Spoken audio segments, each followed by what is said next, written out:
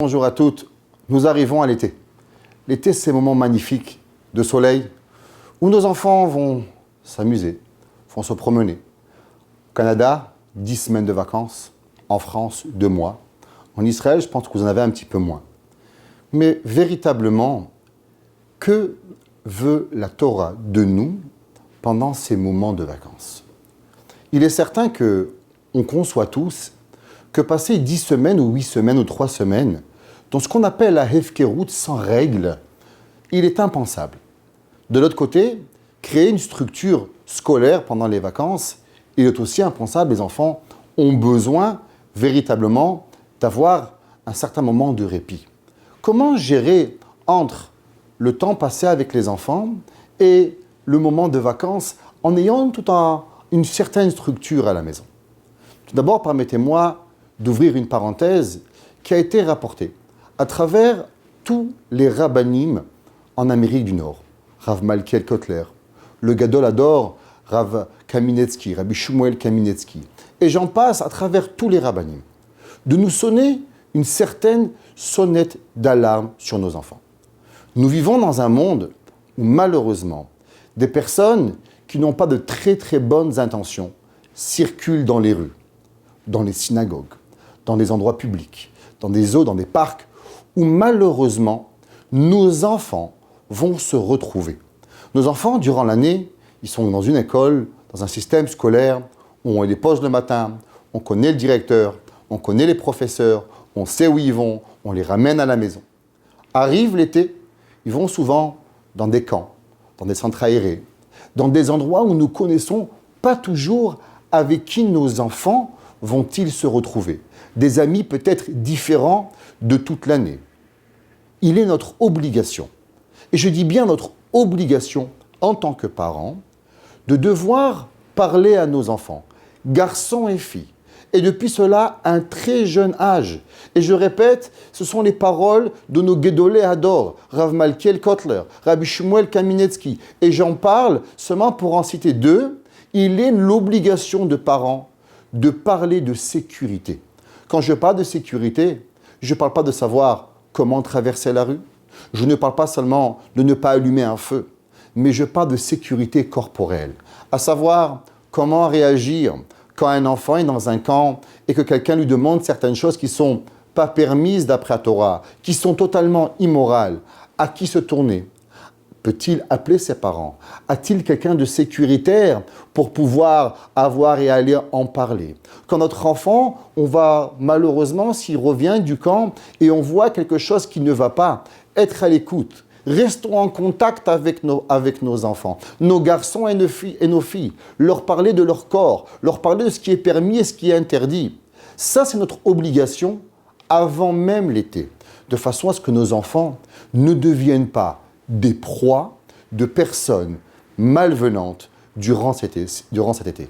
Nous savons tous que durant les étés, malheureusement, beaucoup de catastrophes arrivent. Souvent, on pense et on dit « ça ne vient pas chez moi, ça arrive chez les autres ». Beaucoup de ces personnes malvenantes sont même très souvent des membres de notre famille que nous ne connaissons pas toujours.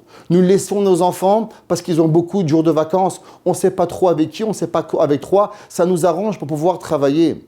Mesdames et messieurs, ratez un jour de travail s'il faut.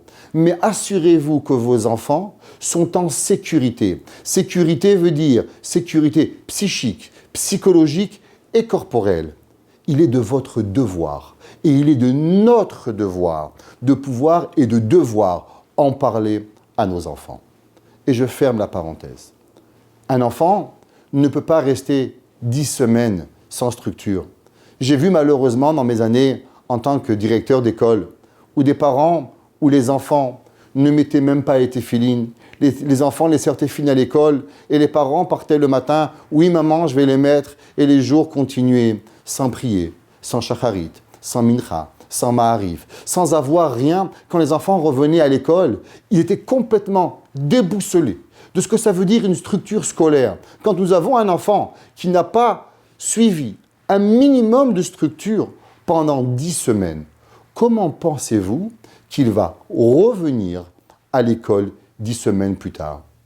Les garçons et les filles veulent nager, C'est vrai, en tant que parents, nous comprenons, il y a souvent des canicules où il fait très chaud.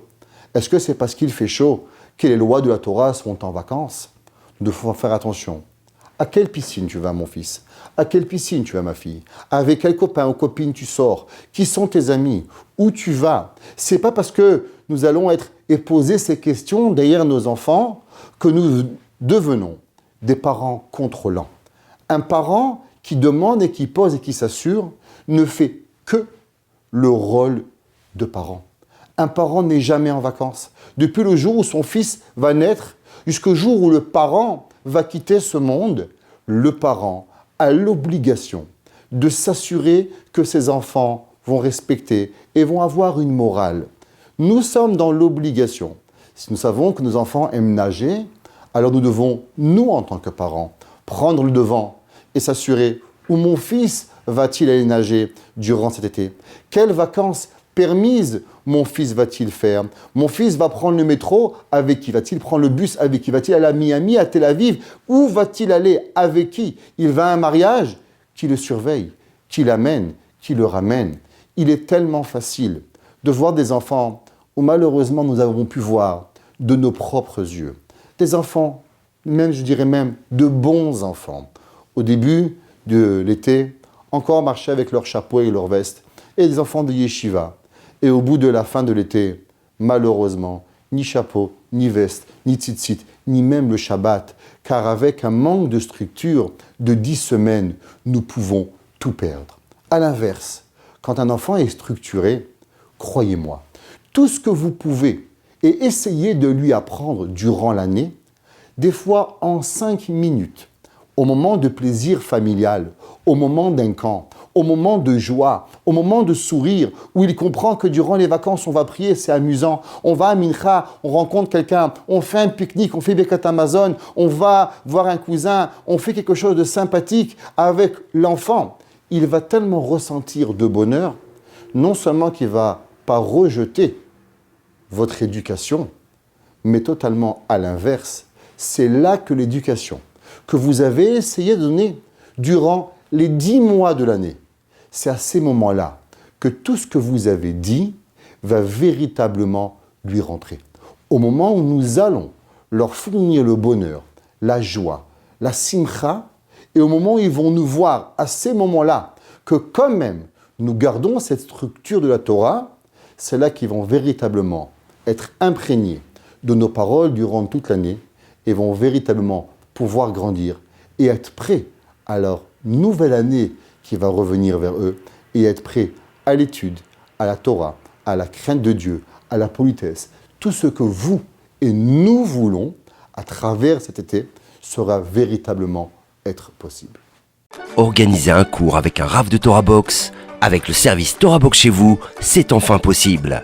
Paris, Lyon, Tel Aviv, Madrid, Bruxelles, Montréal, Casablanca.